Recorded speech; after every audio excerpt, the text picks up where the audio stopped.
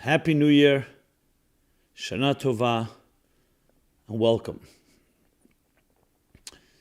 Being that we are the beginning of the new Hebrew year, which is really a universal year, coming from Rosh Hashanah, going to Yom Kippur, the holiest day of the year, we have very powerful and universal lessons from this period in time.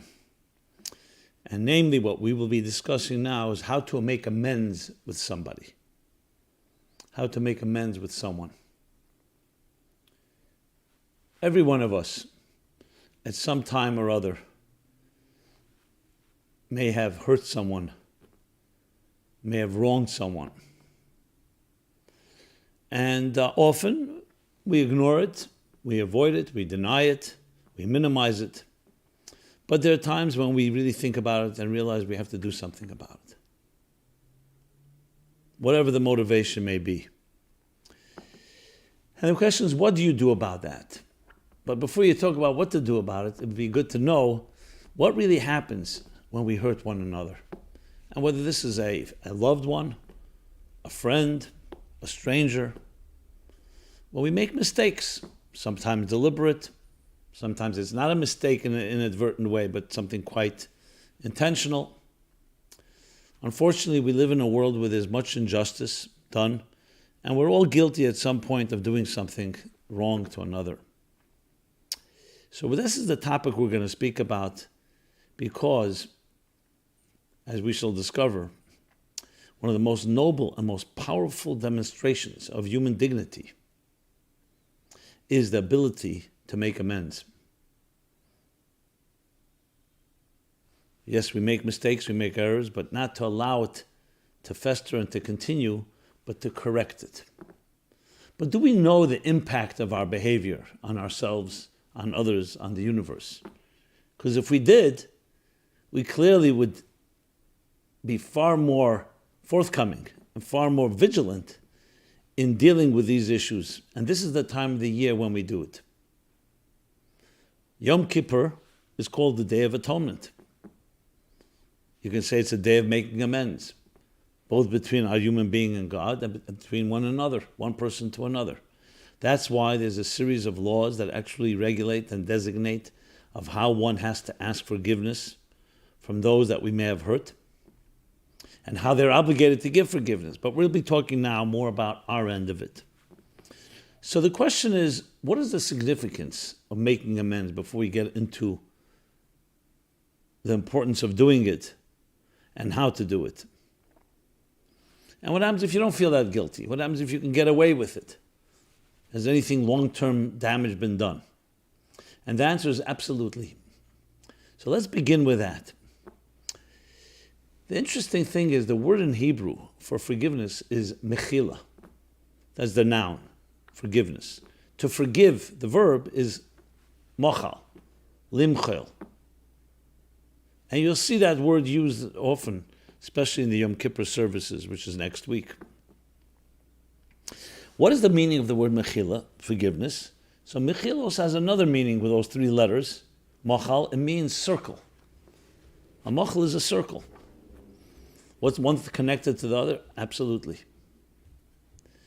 Life, especially at the beginning of life, when things are completely healthy, visualize, imagine a circle, a perfect circle. A circle is a complete sphere, unbroken. As a matter of fact, it's continuous. For some, it's a symbol of infinity. Because where does the circle begin? Where does it end? Where's the top? Where's the bottom? When it comes to a square, a rectangle, other shapes, a triangle, the edges define its parameters. But here, there's no edge. There's a perimeter. However, there's no top, no bottom. That's a complete circle. A circle symbolizes the seamless, unified state of every human being in its most pristine form. When a child is a fetus in its mother's womb, it's completely surrounded like a circle. When fish are in the water, in the sea, they're completely submerged. When we are completely intact, our circle is complete. What happens when there's a break, when someone betrays another, when we violate one another, when we hurt another? A crack happens in that circle. Whether it's the circle of our homes and families, or circle of friends, or circle of our community. Circles are entire, complete entities. And a break in the circle is the loss of innocence, the breach that takes place. So therefore, when you forgive, you ask for forgiveness and you're forgiven, you repair that break, that breach, and the circle becomes complete again. And that's why the word comes from the word mechila, mochal, circle. In more Kabbalistic terms, mystical terms, I'm sure you've heard this concept, I've spoken about it a number of times, extremely poetic and eloquent concept that Arizal, of Isaac Luria, the great 16th century Kabbalist, revealed the Soid HaTzimtzum, it's called, the secret of Tzimtzum. And this is the way he describes it. Again, visually, even though it's all metaphorical, that there was a point, and here we're talking about conceptual point because there's no time, where everything was encompassed, with what he calls the infinite, divine, infinite light, encompassed everything. Everything means everything that will be, everything that was. Think of it like a sea, an ocean. Everything is submerged in there, that divine consciousness. It's a seamless unity, an integral unity, with no room for any other identity. There's no duality, there's no plurality. Seamless consciousness, complete focus. So then how can any existence, any independent identity, any independent ego and personality emerge? Is due to the fact that the next stage was a concealment of that presence, of that consciousness. So the word for energy, is a form of divine consciousness. A concealment, what he calls the tzimtzum, which can be translated as concentration, contraction. But concealment is probably the best word, a total concealment. Leaving, as he explains, a circle. But think of this as like a hole in the bagel. And surrounded completely, equanimously by the light, and the circle is complete. And he explains why it has to be a circle, because if you want to create a proper structure, you cannot have a square, you cannot have unequal distance. You need equal distance from the circle. And then comes a narrow, thin, what he calls kavachut, a narrow, thin line and thread of light. A stream of consciousness enters from that infinite divine light, but now there's space. Space has been created for another. And this analogy carries through in anything in life. We talked before about a child, or a student for that matter.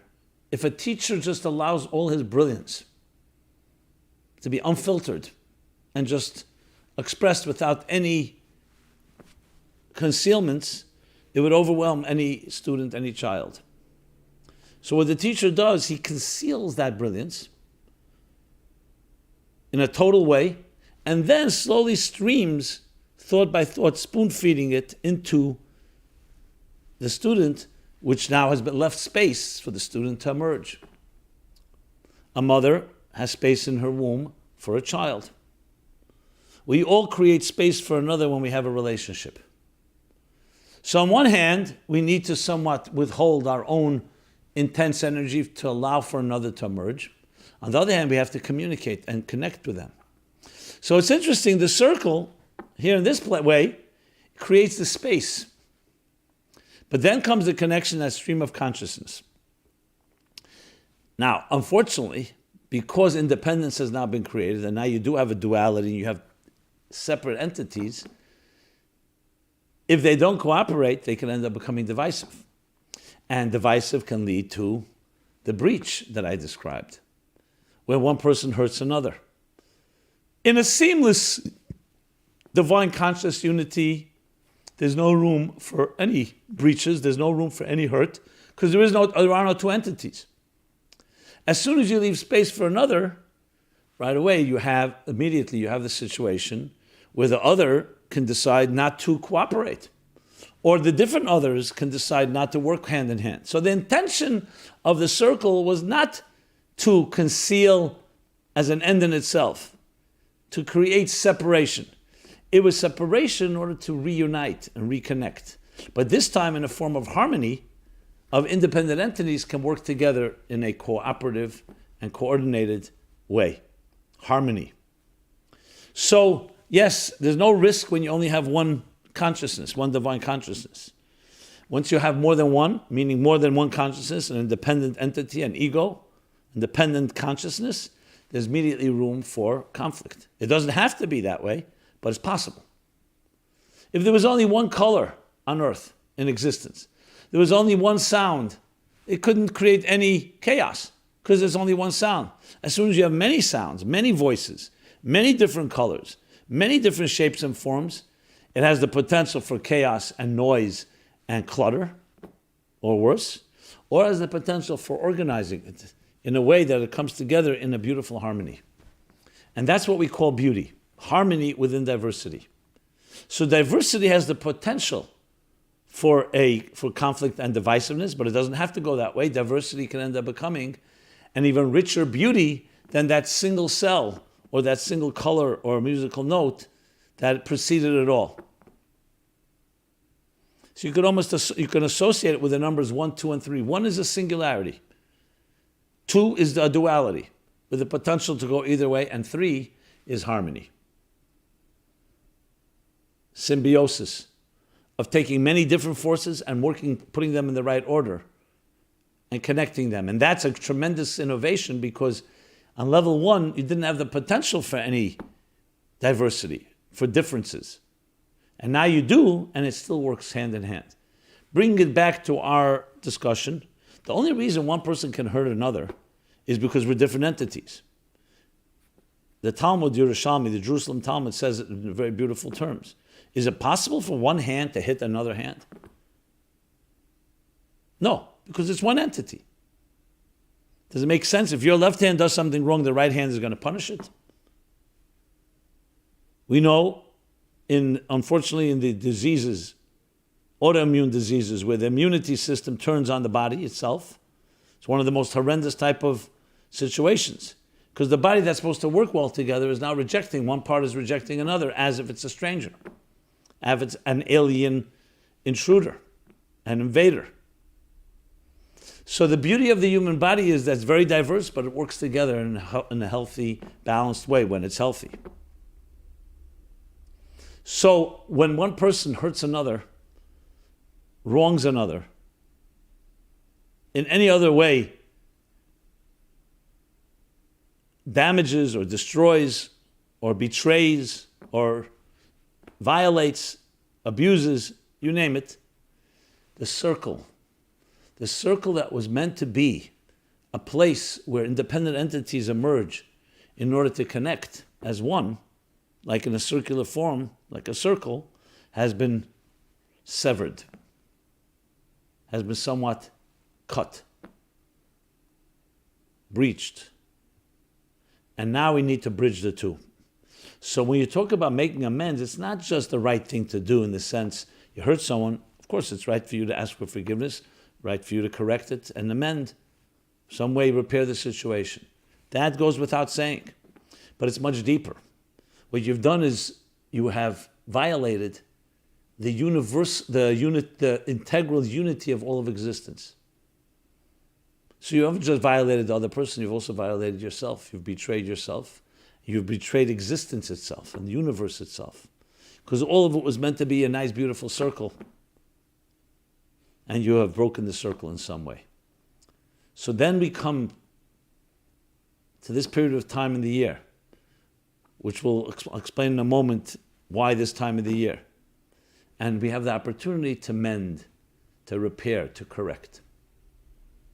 So there's an analogy, I believe I've discussed this more than once, that talks about this period in time, a verse in the book of Isaiah that says, beseech God or reach out to God in these when He can be found. Disha Hashem b'motzeh karua b'yesei karuv. Call out to Him when He's close. So the obvious question is, what do you mean when God can be found or when He's close? Isn't God always present? The answer is, there's times with more concealment, less concealment. From God's perspective, it's equal. It's a circle. Equally close. But from our perspective, to use an analogy, a beautiful analogy, every soul is like a spark. But like a spark is always connected to a mother flame. The spark orbits throughout the year, and then there comes a point every year where the spark gets closer, or the source gets closer to the spark. What happens when a small flame gets closer to a larger flame, especially a mother flame? It begins to be drawn to it. You ever see two flames? It's like literally like a kiss, to the point they melt into one, where you can't even distinguish. Put one flame, take another flame. It's a very interesting phenomenon. But it's not just a scientific phenomenon, it actually is a tremendous lesson in life.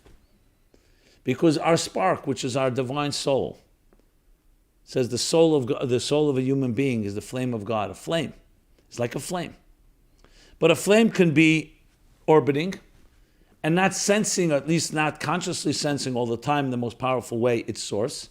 But there comes a point in the orbit where they come as close as possible, to the point that they join as one. That's this period of year. Rosh Hashanah to Yom Kippur. Those are the 10 days that we call the 10 days of return. What does return mean? It's the flame returning to its source. That even the flame senses some deeper connection, some transcendence. That is why we have in this period of time more opportunity and easier, and it's more auspicious to be able to correct the breaches of the circles in our lives. So every relationship we have is a form of a circle. Relationship with ourselves, with others, with family members, with loved ones, with strangers. And that circle can be a complete circle, as it is usually in the beginning of our lives, and then there are breaks. And then we have this opportunity, as the flame gets closer to the source, to go ahead, shine a light, and focus on where the crack is. What can I do to mend and amend? So when you think of it that way, it also is a remarkable lesson in human responsibility. Our behavior, our actions make a big difference.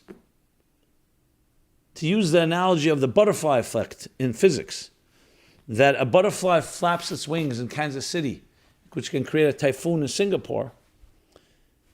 A flap of a wing is going to create such a powerful storm? The answer is yes. Because it's not about the quantity of it. It has a qualitative power that can actually transform things. And the words of Maimonides, he puts it so beautifully about these days of the year.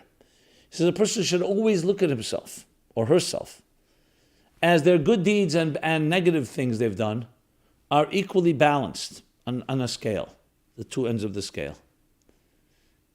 So everything is equal. One good deed can tip the scale and bring personal and global redemption. That's what the Maimonides writes.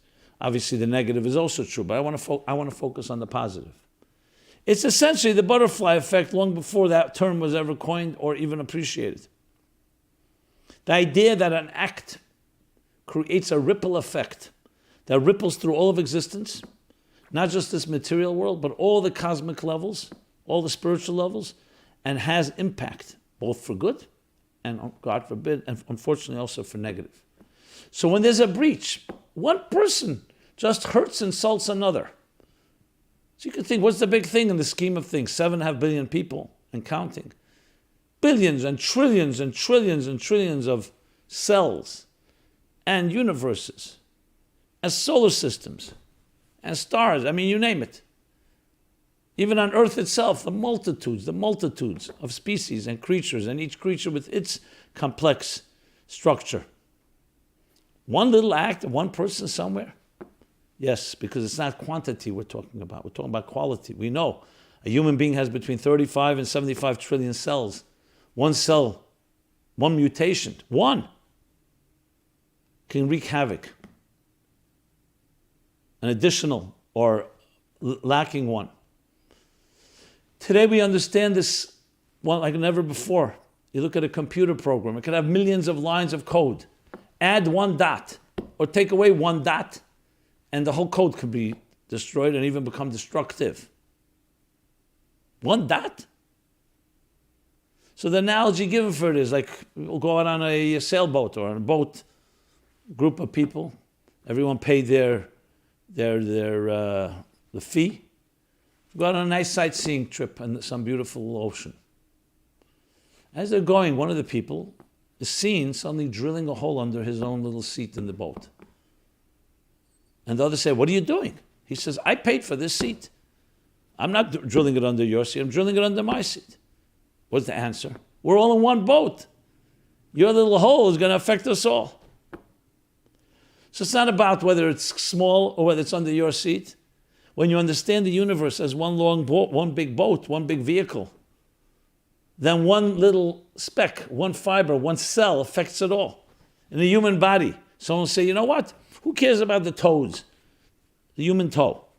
But the toe, God forbid an infection, will affect the entire body if it's not contained and controlled. Because there's an integral unity. We don't live anymore in the illusion of a fragmented universe. It's very clear this universe is integrally unified. The fact that you and I don't see it, read about it, and more importantly, study the universe. You see the symbiosis, you see the ecosystems and how they all interact with each other, and far more than we'll ever even know. That's how complex it is.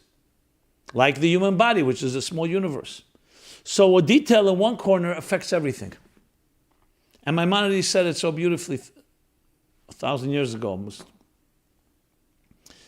In the context of human behavior and human actions and human choices. Our choices matter, not just to us, not just to the people around us, not just the people we interact with, but to the entire picture.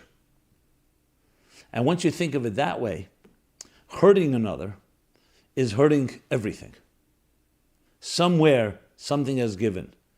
So from one corner of your body, somewhere, it's a little crack, a little schism, a little severing, it affects the entire body, whether you know it or you feel it or not.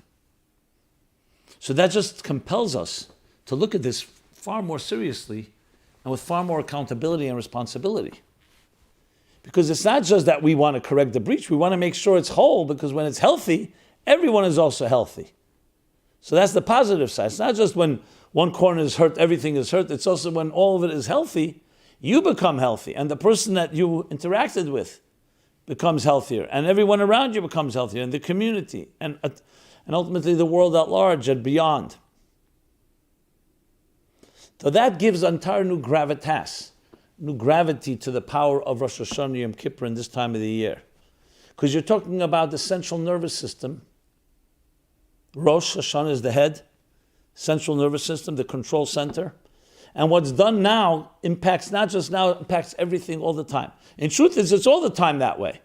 But there are times in the year when it's more pronounced, when it's more amplified. And thus, we have the responsibility and the gift, I would say. We have the ability to correct, to ask for forgiveness, to make amends, and come away not just back to square one before the break and breach took place, but now far stronger, because when you come back after something's been broken, you fix it, then it gives it a certain type of immortality. When a contract has been challenged and held and upheld, you can't challenge it again. Like an appeals court, there's a point where you go to the Supreme Court, no more appeals, and now it's been upheld. It's stronger than it was in the beginning, because in the beginning you could still appeal it and challenge it. And now it's withstood challenge, it's proven itself. It's like a relationship, a marriage. God forbid, there was some type of betrayal. But then they're able to repair and reconcile. Then you come back even stronger because you've seen you were able to withstand the break. That demonstrates that there's even deeper love than the betrayal was, despite the pain and not in any way minimizing what betrayal does. And the same is true in the context of making amends. When we repair, we're not just repairing and okay, now we had it broken, now it's fixed. We actually create a deeper bond that allows us to say to ourselves, look, we've gone through this type of break and now we've discovered that we're connected anyway and we could make amends.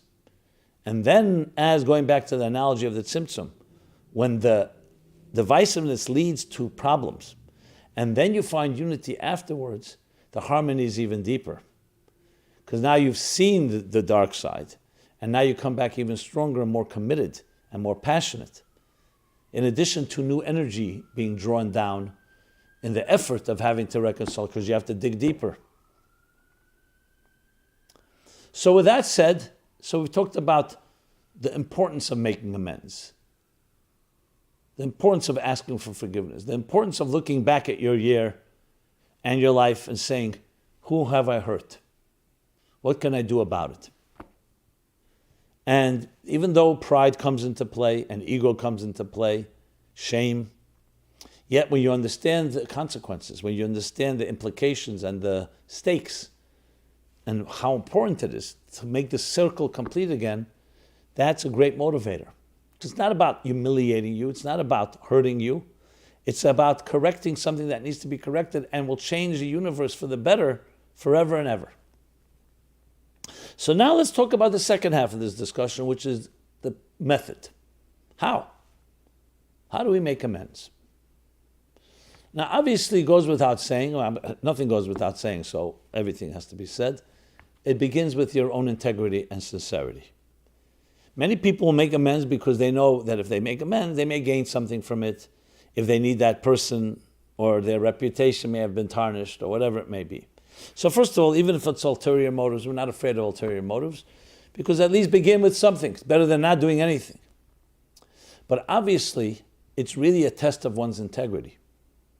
And understanding and appreciating that somebody has been hurt, being sensitive to that, and you may have been a perpetrator or a participant, is a tremendous act of courage and a tremendous act of human dignity. Because you don't allow the shame and the humiliation and your own pride to undermine the need to reunite the circle. So the first step is integrity, which should give you the strength to do something. And what do? We try to make contact with the person we have harmed or hurt or wounded or wronged. Contact can be made in writing, calling. If the person rejects because they've been so hurt and they just cut you out, you could sometimes send an intermediary. Now, there are laws, which I'm not going to go into all the details. I've discussed this in previous classes and programs. And you could always look it up online at meaningfullife.com. Do a little search, forgiveness, the rules of forgiveness. I've discussed it many, many times. But suffice it to say that you cannot just try once. You have to keep trying. Usually the limit is 3 times. Not to be a stickler on the number, but the point is that you've made attempts. Now, everybody has free will. The other person may say, you've hurt me so much, or I don't want to engage or respond. They have their obligations, but you can't go demand anything because you're the one that was the perpetrator. So you have to make your effort. If for whatever reason that person is not responding, at least for now, your effort will be seen by God and by the cosmos, and therefore some correction will be made, even if the person has not yet accepted your forgiveness or even allowed you to ask, because you've done what you can do. Is that the full picture? Obviously not. We'd love that person to respond and maybe rebuild something. I'm just trying to cover all the bases here, because there are those scenarios. And as I said, in the laws of asking for forgiveness, there are also laws of granting forgiveness. Not to be cruel and not grant. There are conditions. There are exceptions. All depending on what kind of hurt. Like someone will say, one second, if the Nazis, what they did to the Jewish people, now if someone's going to come from the Germans and ask for forgiveness, can we forgive? Do we even have the ability to forgive for what happened to our parents or to others that are not our family members? So it's more complicated than just, okay, I'm asking for forgiveness, even if it's sincere. But still, if somebody is really sincere, there's always some type of correction that can be made. And even if they don't respond, you've done your part. So for right now, you have done your part to try to mend the circle. And God is watching. The spiritual forces of this universe are watching. And somewhere it will be rewarded if it came from a sincere place. Let's, however, take the next scenario where a person does respond at some point. So then, there's a way of actually acknowledging and not just saying, hey, like many people try to do, they say, in case you may felt that I hurt you, I want to tell you I didn't intend to do so. That often is very insulting. Because it's not you're acknowledging you hurt them. You're saying you were too sensitive or too weak, And you felt that I hurt you, so I'm acknowledging that. That's usually not the way to go. I say usually because I'm sure there's some scenario, but you have to say very straightforward, I know I hurt you. It was wrong to do so.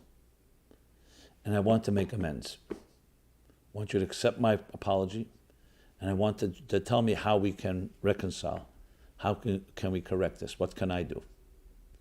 Straightforward like that. Any other type of beating around the bush and saying, I don't know if I hurt you, but people are telling me that you were hurt, or you feel hurt, and if indeed you feel, I apologize for you feeling that way. That's not apologizing what you did. You're apologizing that you're apologizing for them, that they're too sensitive. That's not the way to go. That's sincere, that's humble. How that person responds, again, there can be different responses, but words that come from the heart enter the heart. And regardless, you have to do your part. Should the person respond, and we'll take that scenario now, okay, comes next step, they may say to you, let me think about it. Here are things I think you can do. Obviously, it's case by case depending on what harm was done, what damage was done. Was it financial? Was it emotional? Was it personal? Was it an insult? How many other people were involved? Sometimes you may have slandered somebody and now millions of people are aware of that. How do you correct that? So this is by no means simple, but you've begun the process. And work with that person. And show that sincerity. And again, it's not just to correct what was done wrong, it's also you're fixing the universe in a certain way. You're repairing the circle through those amends. And what will come out of it can be an energy, or I should say will be an energy, that is unprecedented. Because the original circle before it was broken had its power. But now correcting it needs even more power. And it can be an actually exhilarating experience, and maybe that's not the right word, especially if pain was caused. But I think you know what I mean. Exhilarating in the sense where you're working on fixing something becomes a very committed and a very loving experience, especially for someone you love and someone you care about. Now remember, it's not your responsibility to speak for that person that you've hurt. They have to respond. You can't start saying, what can I do? They're not forgiving me. Then you're back and obsessing and consumed with yourself and your own guilt and your own trying to be absolved of whatever it is that you've done. So that's not what we're talking about here. Now, how much does one have to spell out? You have to go back and say, here's exactly what I did and so on. That's not so simple, because sometimes there may be things that are not appropriate even to repeat. If a person really physically or sexually abused someone, you have to go back and describe everything that was done. That can really traumatize the person.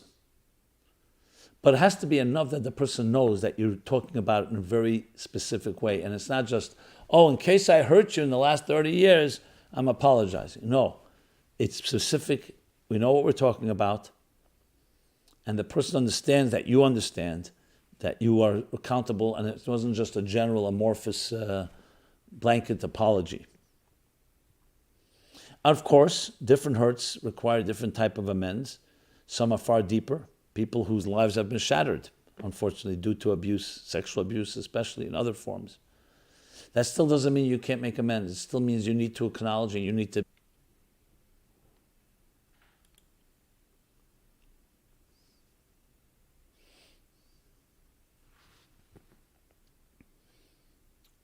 So it causes you to open up your own channels where you begin to breathe. And breathing is exhaling and inhaling and interacting with others. That's always healing.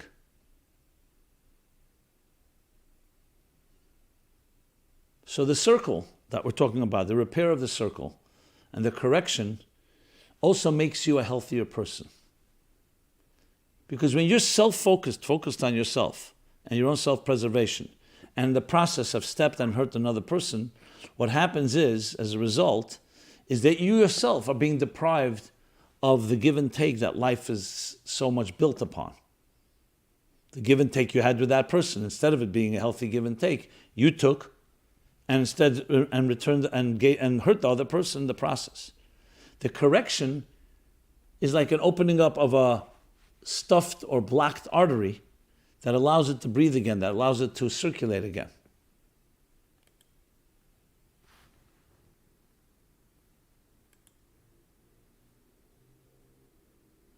And that's a vital, necessary point in all healthy things. When you look how nature works, when you look at the bees pollinating the flowers, if one thing does not do its job, what happens is everybody gets hurt. Not just the one that's not receiving, but even the giver that was supposed to be giving is getting hurt. It's always reciprocal. So that just adds to the equation of how the circle is so vital, the circle of life, the circle of interaction, of cooperation. I would go even further, of interconnectivity. In the Hasidic terminology, it's called hiskalulus. Hitkalulus, interconnectivity. Not just things working together, but they're completely intertwined, like a healthy organism is, where everything is doing its part and feeding the other and feeding off the other. Musical notes in one large composition. And that is the beauty of the harmony. So then when it comes on Yom Kippur, the holiest day of the year, we're not just atoning and, okay, we clean the slate. We're actually creating a new dimension of a relationship, as I mentioned before. If you've been following the 60 days, which is the book I wrote this period of time, Spiritual Guide to the High Holidays, and we're sending out everyday emails, you can get it on WhatsApp, and of course the book. So many people following the exercises, you'll see that's the story. It's not just the story of love lost and love regained. It's a regaining that makes it far deeper. So what happened in Yom Kippur when Moses comes down from Sinai with the second tablets, those second tablets have a dimension that the first tablets did not have. Because now Moses became a leader, not just a teacher. He's no longer just a rabbi and a scholar, he became a leader. He fought for and protected and preserved the honor of the people, even though they had sinned, because he wanted hope. And with that, a whole new dimension was added. You read the Bible, you read the Torah, you'll see it says Moses came down, his face was glowing. He had to put a mask on because it was too intense. So most believe that face, that glow came after the second tablet. Why not after the first? Because the first was the law, the scholar, the law. Now the law is broken. And when you fix something after breakage, you reach a level of a glow that's far beyond qualitatively than anything before. It's a new dimension in love. So you'll find this. They say to err is human, to forgive is divine. But also to ask for forgiveness is divine. Because all of us, in the natural scheme of things, we hurt someone, we move on. Maybe we ask for forgiveness at some point.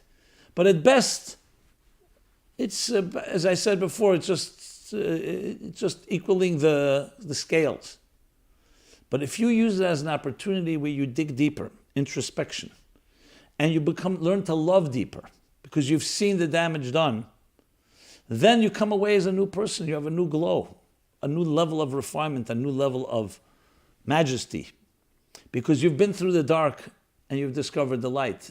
It's a far deeper light than light that shines when there was nothing dark yet. So the circle becomes a far more powerful one that also is now unable to be broken because it's been broken, and that which doesn't kill me makes me stronger. So you become stronger at the broken places. So when you think of it that way, it's not just about, okay, forgiveness, amends. It's about a whole picture. It's about taking the portrait of your life, the narrative of your life. And there have been breaches, and there have been many, and you are repairing it. It's like chips off a beautiful, magnificent masterpiece. You're repairing it, but now the repair has a profound element to it that was not there when it was first created. Because you can go through the difficulties of life and not be destroyed by it, not be broken by it. And you could have hurt someone, and you've learned to love them deeper and learn to make amends and learn to correct it and make it a more profound relationship than ever before.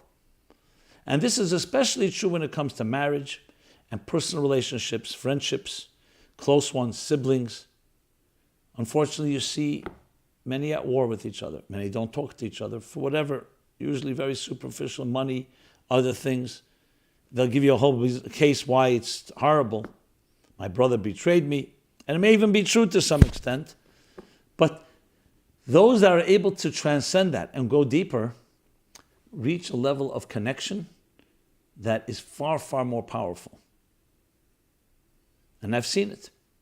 It takes effort, it takes courage, it takes energy, it takes a lot of effort, because it's so easy to just blame everybody else and say, look, it's not going to work, we're just going to get back into the same trouble as we were in the first place. Or you learn, no, you learn to make things a lot more powerful. And that, my friends, is the story. So here we are in the days between Rosh Hashanah and Yom Kippur, leading up to the days of atonement. Atonement is also the word. Atone is at one. One, the one circle. Because you're repairing. When you atone for something you've done wrong, to whomever, you are becoming one with it again. Reuniting, reunion.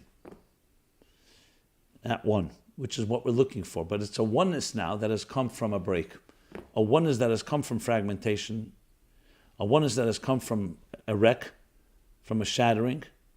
And therefore it's a far more profound, deeper oneness. As we shall say Yom Kippur night, right after Kol Nidre, the 3 times when we say that God responds to Moses after all the beseeching and crying and demanding for forgiveness and atonement, God says, yes, I have forgiven them as you've requested. The circle is complete again. And that's why it's the holiest day of the year. And then that leads right into what? Into the exuberant dance of Sukkot. Because then we can dance. Why wouldn't we dance at Sinai? To some extent we did on that holiday. Sinai Nigel, Sinai, the holiday of Shavuos. But the dance was not complete because it was not yet tested. Now it's been broken. The tablets were broken. The relationship is broken. The circle has been cracked, has been severed. And then when it connects, we dance. And how do we dance? In a circle. Dancing is in a circle. Leading up to each day Sukkot, it grows until what? Shmini Atzeret, Simchas Torah. And how do people dance? Hakafot. What's a hakafa? It's a circle. You surround, you go around the ark with the Torah, and you dance in a circle. The circle is now a celebration because the circle has been repaired and now ready to hold and contain everything inside it in this dance of infinity, which is the dance of Simchas Torah. So there, my friends, we have a beautiful structure. The calendar reflects different stages of our own psychological growth and healing, including dealing with the amends that we need to make, the atonement, the return, the repairs, the corrections. So I want to wish everybody a very blessed, healthy year, a year of atone at one, discovering oneness in everything we do and with whomever we meet, especially with those that there may have been a break in the oneness, to go into this holiday, to this year in a very uniform way, in a very, I would say, uplifting way, where we feel connected. Today there's a lot of crisis and attachment disorder, some would define it, meaning a lack of attachment, detachment, to create attachments, to create love, to create unity. We are here for you in every possible way, especially this time of year. You go to meaningfullife.com, you'll see a wide array of resources on this topic and many others for how to use this time period to tap into its energy to help us all grow and make sure our relationships grow and thrive. And we look at this as a partnership, especially in this time of year when we also increase in all our good deeds and kindness and generosity, and especially charity. I appeal to you to help us, to partner with us, financially as well as every other possible way, by going to meaningfullife.com and donating. A recurring donation is really the greatest thing one can do, because then it's ongoing and helping us to support and expand our ongoing programs. And any suggestions you may have, anything we can do to help, any ideas, this is what we do, meaningfullife.com. We have specially this year created a Meaningful Yizkor Memorial Wall, which is really an online global wall, not localized. So if you'd like to honor a loved one with their yahrzeit, just as we light a candle on for Yizkor candle for Yom Kippur, send us that information. Just go to our site, look up for the memorial, look at the memorial wall, send us the information, the names, the dates, make a donation of any size you'd like. I'll be happy to honor that and immortalize them, which is the key word, immortalizing, because that's what it's about. No life ever ends. Soul does not die. It lives on. But we need to create a structure. We need to channel that soul into our lives. The living shall take to heart. So we're doing this especially, began this year, the wall is already up. Yom Kippur is coming in a few days from now. And therefore there will not be a class next week because it's Yom Kippur, actually, next Wednesday. And there will not be a class the following week because of Sukkot, and we'll be together again, well, together all the time. But as far as the next new program will be in 3 weeks from tonight. So everyone have a very blessed and sacred and unifying internally and external Yom Kippur, and then the exuberance, outbreak of joy and celebration of Sukkot. Be blessed. It should be a blessed and healthy year, a year of personal and global redemption. Thank you very much.